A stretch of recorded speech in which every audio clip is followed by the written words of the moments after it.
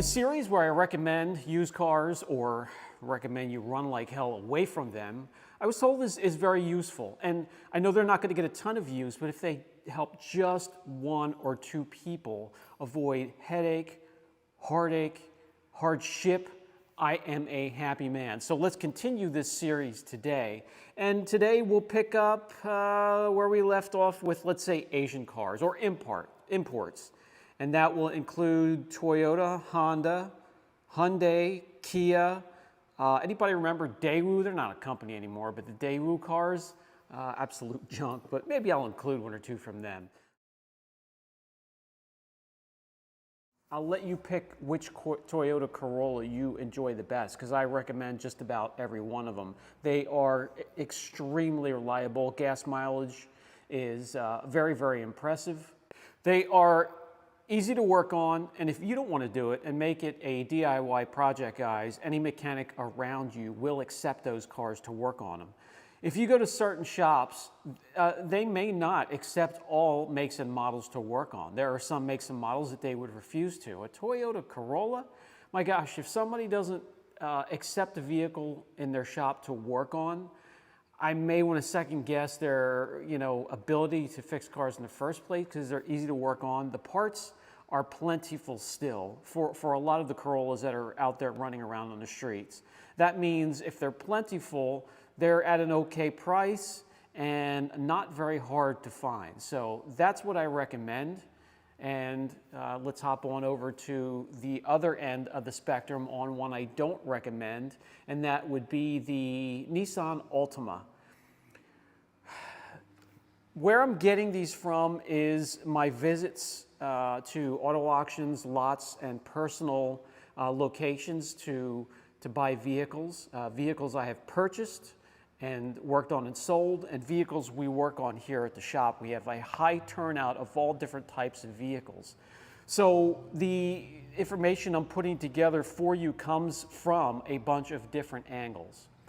When I say Nissan Altima, I know there are some out there that are going to say they have 200,000-300,000 in their Altima, but I say to stay away from them because most of them are neglected. Cars that come through here, cars I work on, cars I've bought, cars I see at the auction and on lots are normally neglected and not maintained. I don't know what it is about the owner, the average owner of a Nissan Altima, but they do not like to maintain their cars. So if you're looking for a used one, this is where I would say look elsewhere. If you're going to buy a new one, that's fine, and then maintain it throughout its lifetime. But I'm going to tell you, with its CVT transmissions, you're going to want to run away from them or avoid them. They are impossible to DIY. Nobody likes to work on them. You can buy refurbished or manufactured rebuilt. There's some on the West Coast and some spotty here and there that will rebuild a CVT transmission, but in my area, nobody within miles and miles and miles and miles will touch them. So that alone really turns me off to any vehicle with a CVT type transmissions. And there are many. I'm trying to mention all of those in these series, so stay tuned and watch all the series, and I'll give you all the cars with these just horrible hallmarks. When I see them on the auctions, they're always dented, scratched, beat up. The interiors are always neglected and dirty, and you put that on top of an interior that doesn't have a quality material to begin with, it leaves a cabin and turns it into a place that you don't want to be for a long time. I'm in my cars for a long period of time, guys. I don't know about you. I spend a lot of time in the car, driving here and fro a couple hours a day, and it needs to be a cabin that's clean and smells good, or is at least odorless and is fresh and looks good and is not torn up and ripped apart. Every Nissan Altima that I see either come through the shop or at an auction or on a lot is in horrible shape. Just stay away from them. Let's move on to the next one. That's going to be the Toyota Camry. Now, the Camry that has the V6s are just incredible and crazy, crazy, crazy reliable. And not bad on gas, maybe not as good and efficient as a Corolla, but they are very good on gas compared to other V6s. When I see these at the auction or on a lot, they sometimes have 200,000-300,000 miles on them, and they are there in that lot waiting for a new owner and ready to put on another 30, 50, 100,000 miles. Now, if you just have to look at them closely and do what I show you in these videos to take a closer look and make sure they're maintained, and where to look for the signs for these. And if they are maintained, you're going to get probably another 100,000 miles out of it without major repairs. And what I talk about with these vehicles, there are going to be nickel and dime things for you to take care of. You can't avoid that on a car that's approaching 100,000 miles. But you can get 100,000, 200,000, 300,000 miles on them easily without a major $3,000, $4,000, $5,000 repair. And that's exactly what I'm talking about here. And again, I'm going to repeat, parts are still plentiful for a lot of these running out on the road, so the part price is going to be okay, it's going to be decent, and you shouldn't have a problem finding whatever you're working on or whatever you need to fix. Normally at auction, these are in good shape. The only thing you need to worry about is they will rust apart and fall apart around the drivetrain before the drivetrain fails on you completely. And they might nickel and dime you here and there. Small things. I can take care of that, turn that into a DIY project, save that money, do it yourself. Yeah, they're normally well taken care of. They look like someone who owned them loved them. It's very rare that one comes through that's neglected and hasn't been washed in a year and a half, 2 years, and the interior's piled high with McDonald's wrappers. So definitely recommend a Toyota Camry. Now let's get on to one on the other end of that rainbow or spectrum that I'd say run far from, and that is a Nissan Maxima, and that's for pretty much the same reasons as I don't recommend a Nissan Altima. The transmissions are absolute garbage. And the Maximas that I see are always beat, and I mean beat hard. I see coolant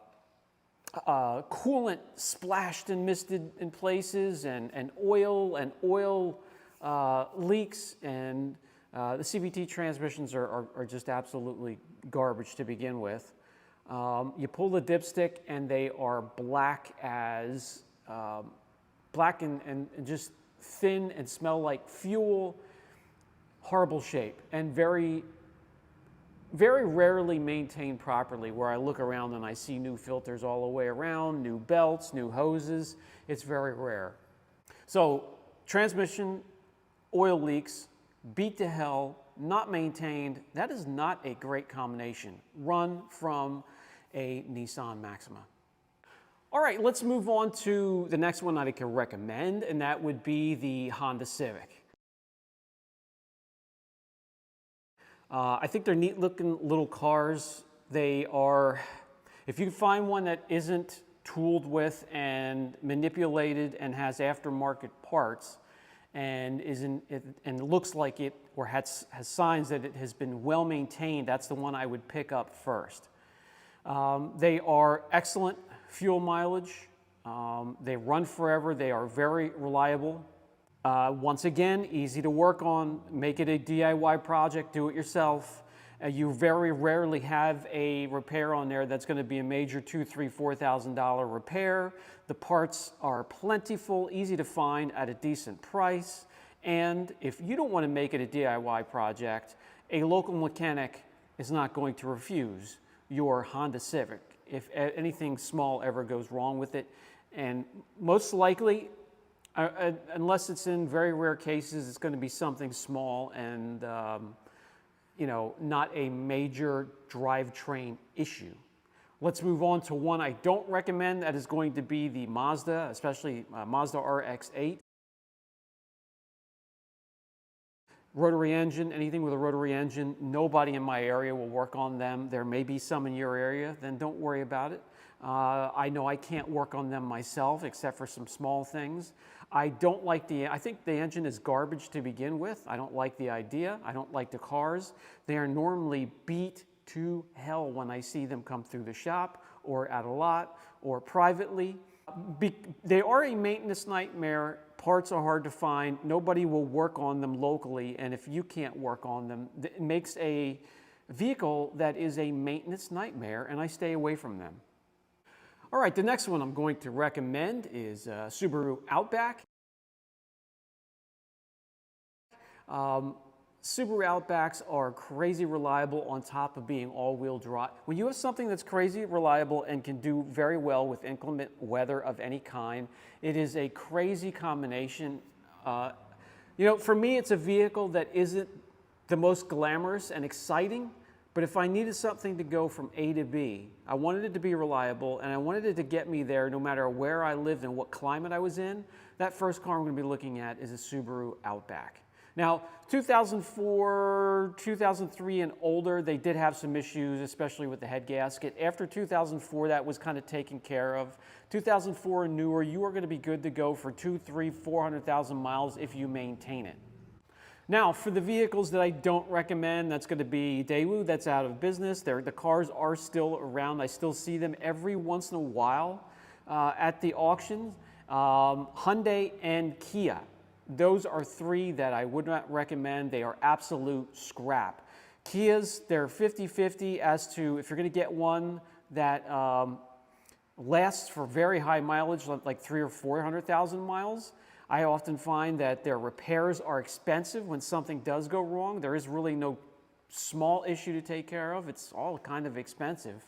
So I hope that helps. That was the import. It was the Asian cars that I do not recommend used. And the ones that I would recommend if you are into looking through the used car market for your next car or truck. This has been Brian from Apex Auction Car Reconditioning. If you have any questions on anything we covered today, never hesitate to reach out and I will broaden the conversation and give you a hand specifically. If you have a specific vehicle to ask about, no matter what make and model it is, I've come across it. Within 30 years, especially here the last couple of years, through a 30-year career, I've come in contact and worked on so many cars. I don't think there's going to be one you can throw out there that I don't know of when it comes to reliability and value. All right, guys, I'll catch you in the next video.